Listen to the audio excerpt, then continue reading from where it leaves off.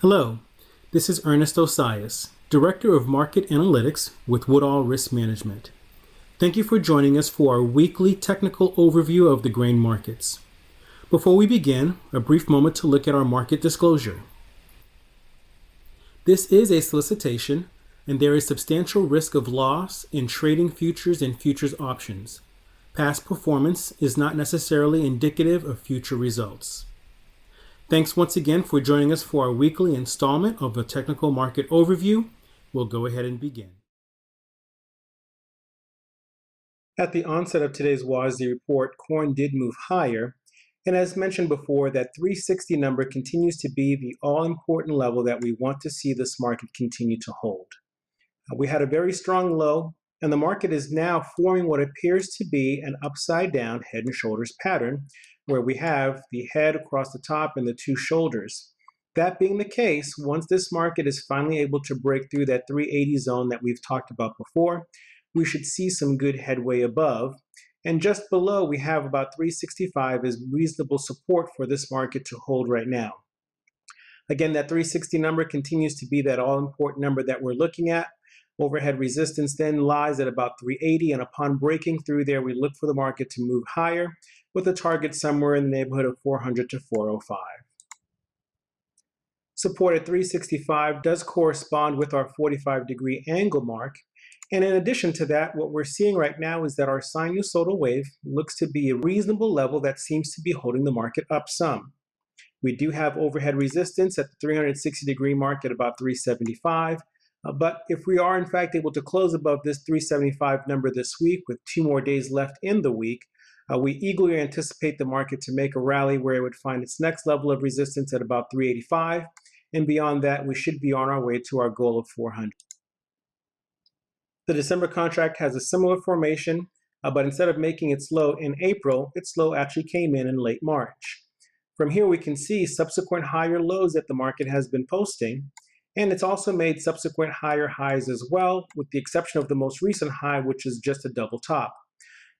If and when this market's able to finally break through these previous highs, we look for the market to make a nice advance to the upside, and then we would be looking at overhead resistance, first in the area of about 400 to 405 and beyond. A retest of previous highs is very possible, and so for the market to come in near that 405 number is a reasonable target for the summer. The 180-degree division is a very important level for markets, and here at 382 3/4, we have found very good support coming in for this contract. We would like very much to see the market hold above 382 to 383 this week, and in doing so, with the potential of closing at about 392.5, we would definitely be in a position where this market would be stronger. Below 382, then we'd be looking at potential weakness, but we continue to believe that 382 3/4 will be a very good level for this market this week. July beans has quietly been making its way higher after making its significant low in early April. The market has since been making a series of sequential higher highs and higher lows, and the market has come in and even today made another higher high, although it's given up all of its gains for the day thus far. This movement of sequential higher highs and higher lows has been very important for this contract. Here we have the all-important 960 level that we believe is going to be very key for this market to hold if it is to continue higher. In making its move here, the market was simply overbought and was due for a bit of a correction, although as long as it continues to churn, making these higher highs and higher lows, our target of $10 appears to be very close at hand, with the possibility of actually making it even higher through the month. If the market's able to actually get to this $10 mark before week's end, we believe that the possibility of reaching 1100 by the summer is actually possible. The next key level of resistance lies right at the $10 mark, and here we can see between 10 and 10.15 is where the market should find some potential trouble. In addition to that, we have our sinusoidal wave coming in to show us that the market could very well find good resistance here near that $10 mark. So upon reaching there, that'd be the first area to look for a pullback before the market can continue higher.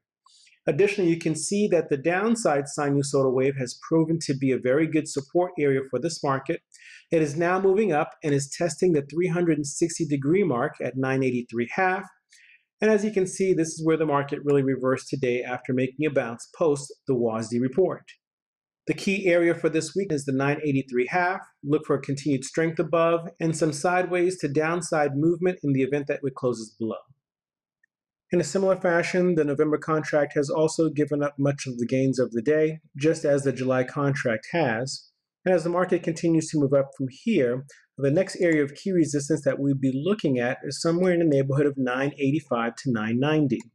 That tests right up against our natural 1-by-1 angle here, and this is where the market would look to make a potential small reversal to the downside. Below we have our downside 1-by-1 angle, and this is where we can see support has been holding up fairly well. Below this level here, we actually have one of our point of control levels, and that would sit at 955. The exact point of control level here tells us that the market looks to find reasonable support in the event of a downturn near this area. Now, the line in the sand number that we would be looking for this November contract is closer to 950, and as long as this market's able to hold 950 and turn back up, we'd anticipate that the market would continue to make subsequent higher highs and higher lows with minor pullbacks in the interim. The high of the day today was right at the 980 mark, which is our 225-degree demarcation. And as you can see, the market moved down from there.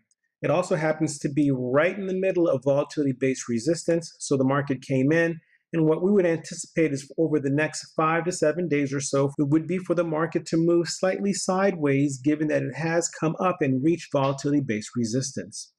So from here, we would look for the market to consolidate some, where we have potential support underneath at 964 3/4, which is basically the range of the day today between our two angles separated by 45 degrees. And breaking down from here, then we would look for potential support near 955. July wheat posted a massive rally last week that stopped right at our quartile level at 961.50. And from there, the market reversed and moved back down. And after having made that snowstorm high, the drop that we can see here comes in right at one of our key Fibonacci retracement levels. We've talked about in the past how both the 61.8 and 78.6 levels are potential good support levels for the market to turn up from. You can see from here that the market came down today, made it low right at the 78.6 mark. And as long as this level holds, we would then be looking for wheat to turn back up and move up to new highs, where we'd be looking for a move, at least in the length of what we saw here, repeat itself on the other end, suggesting that a target of about 970 at a minimum would be reasonable. Now that wheat has made it down to our downside target of 420 and reversed, this downside target appears to be a significant low, and as long as we're able to stay above this 425 3/4 number over the next couple of days, we do believe a nice move to the upside is underway for wheat. From a different perspective, we can see that our volatility bands was also a perfect timing factor for the high that came in last week, post the wheat snowstorm. Now, in addition to that, the market came in and found very good resistance at the 180-degree mark, and that number happened to coincide with that 461.5 to 462 number we just saw a moment ago. So that exact top that we saw with the market came in, it flushed right back down, and today's low happens to coincide with volatility-based support. So once again, if this 78.6 retracement number holds, we do like very much the opportunity to see this wheat market turn up. The December contract is very similar in nature, and as we can see for this contract, the 463 number is going to be the key level that we would be looking for this contract to hold over the course of the next couple of days. Like its July counterpart, the low of the day today came in right on top of volatility-based support, and that also happens to coincide with our 45-degree mark at 463 3/4. Overhead, we can see once again that the market came into our volatility bands in a similar fashion, and as you've known from the past, once the market is able to make it up to a volatility band, we often expect to see the market move sideways for about 5 to 7 trading days after having hit that zone, and depending on how strong the reversal is, the market can even turn back down, giving us a short-term change in trend. We thought we'd take this opportunity to share a bonus chart with you today. Right here we have the December cotton contract, and from this move, a number of things have actually recently occurred. The first thing that we did is we projected a potential turn point for the market on April 26. That April 26 timeline did in fact develop into a high. The market came up to challenge it here, but never broke against that high and has since moved back down. We have a couple key things actually occurring in this contract now. First, we have volatility-based support moving its way up by way of the volatility bands, which tells us that this downdraft in terms of volatility is perhaps due to come to a pause fairly soon. In addition to that, once that band establishes itself, the market then looks to actually put in reasonable support.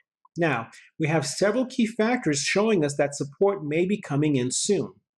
First, if you take a look at the movement that we have from this recent high down to this low, capture that movement length, and start from this previous major high that we saw before, a one-to-one correspondence would land us at 71.63. So this market looks to touch at a minimum at that level, and lo and behold, that's exactly where volatility-based support looks to set itself up in the event that it does turn over here. Additionally, we also have the market now oversold, telling us that once this oversold indication starts to turn back up, the market may bounce. We have two key levels of support then that we would be looking for potential buy opportunity. First, that number is that 71.63 that we mentioned, and as long as the market does not violate or get through 70.67 and turn up from there and give us what looks like a reversal bar to the upside, we believe that market would turn up from there and give us a target with the minimum price objective at about 76.64. One last level I would bring to your attention is the 71.35. And for those of us who are fairly aggressive or like to fade the markets on some levels, this is potentially an area where you can actually fade an order at 71.35 to see if the market comes inside this area here, and with a tight stop, mind you, in the event that the market blows straight through it, to see if we can catch a reversal at the very tip here on the way back up.